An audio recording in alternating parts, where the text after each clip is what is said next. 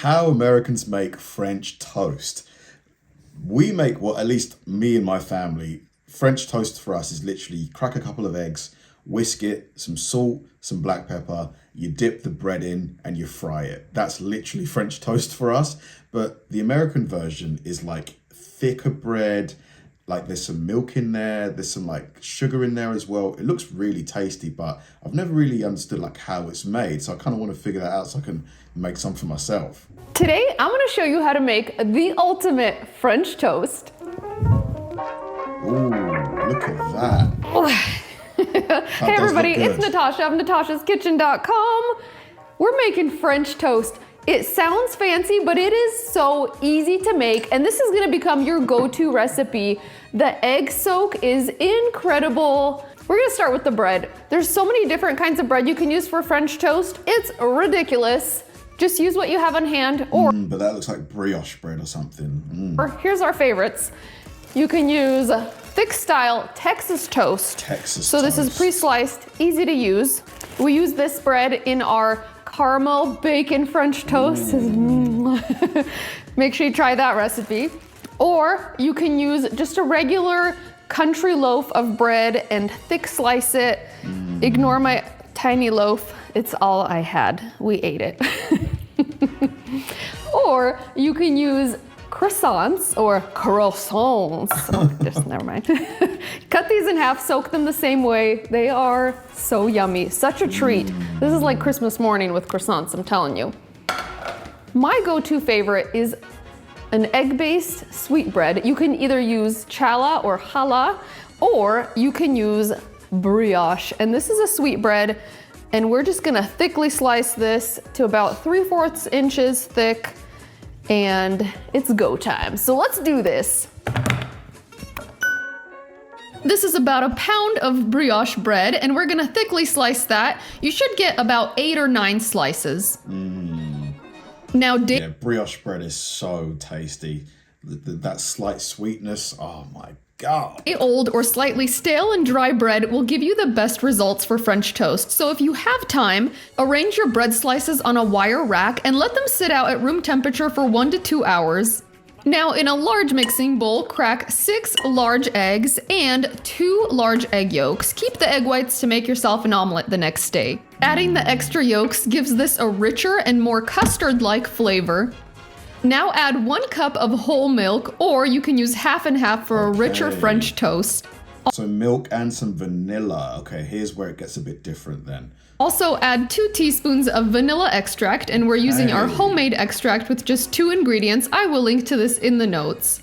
Then add 1 teaspoon of cinnamon and 1/4 teaspoon of salt. To sweeten it up, I'm adding 1 tablespoon of warm honey, and you can substitute that with maple syrup or even sugar. Now whisk that together thoroughly until it's well blended and the honey is dissolved. All right, our egg dip is ready. I'm gonna transfer that to a small casserole dish with enough space to dip 4 toasts at a time. This is a great time to preheat your oven to 275 degrees Fahrenheit and place a large cast iron or heavy bottom skillet over medium-low heat and melt in 2 tablespoons of unsalted butter.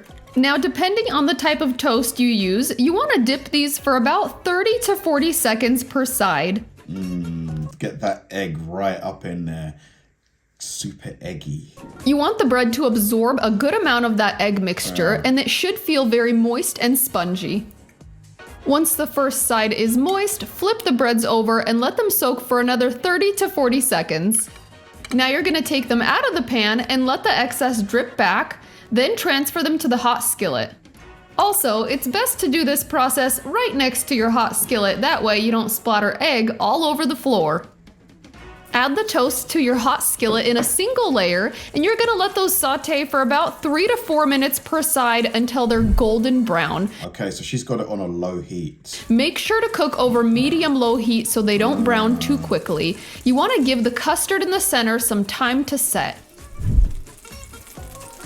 Once the first batch of toast is finished, transfer them to a baking sheet and place those in your warm oven at 275 degrees Fahrenheit.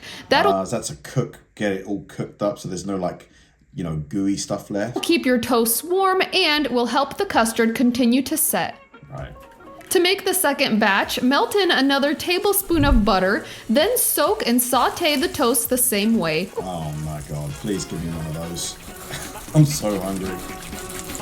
Now transfer the rest of your cooked French toast to the same baking sheet and keep those in the oven at 275 degrees Fahrenheit for about 10 to 15 minutes.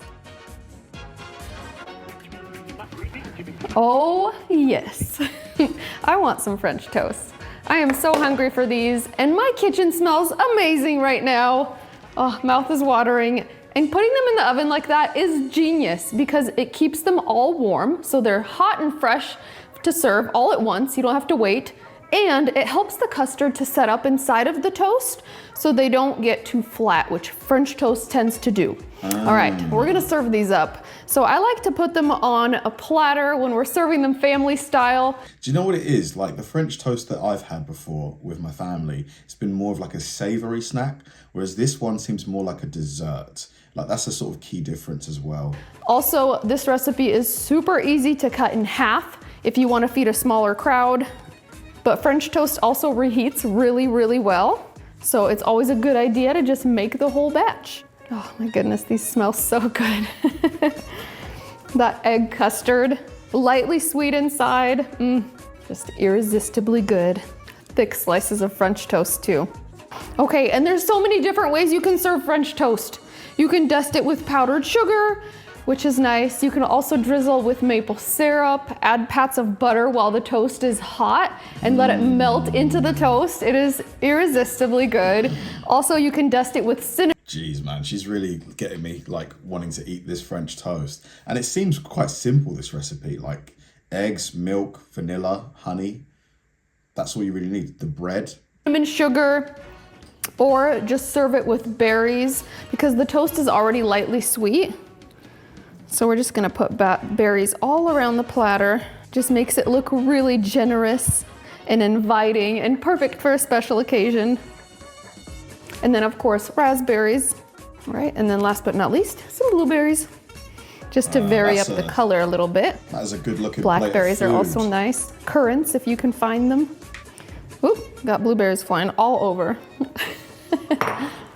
All right, it is time to serve. I'm so hungry for these. Okay, let's get a big thick slice here. Actually 2 slices. Okay, yummy. And then while they're still hot, and that's why I'm hurrying because I want to get that butter on there so that it can melt. It's so good. Let's give that a minute. And then we'll dust in your powdered sugar. It's so pretty. It is. It really is pretty. And maple syrup.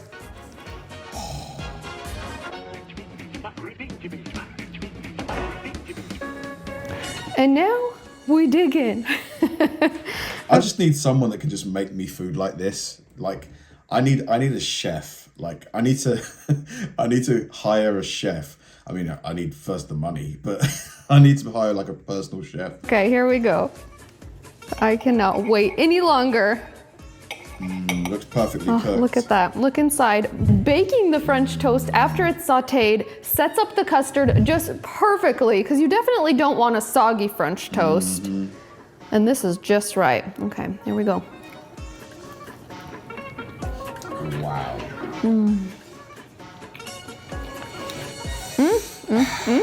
Yep. That custard inside is almost like dessert for breakfast. It's such a treat. It's almost creamy in the center. And then I love that the outsides get a little bit crisp. And you could even argue that it's like high protein because of the eggs. Oh, and that's never soggy. Use this method and it will become your go-to. Guys, can someone like be my personal chef, please? I'll pay you in kindness and hospitality. But yeah, like I mean, fairly simple recipe as well. Like it didn't look too complex. Just a few additional ingredients. Something I could definitely make for myself, but isn't food always nicer when someone else makes it for you? Or is it just me? Thanks for watching, guys, and I'll see you in the next one.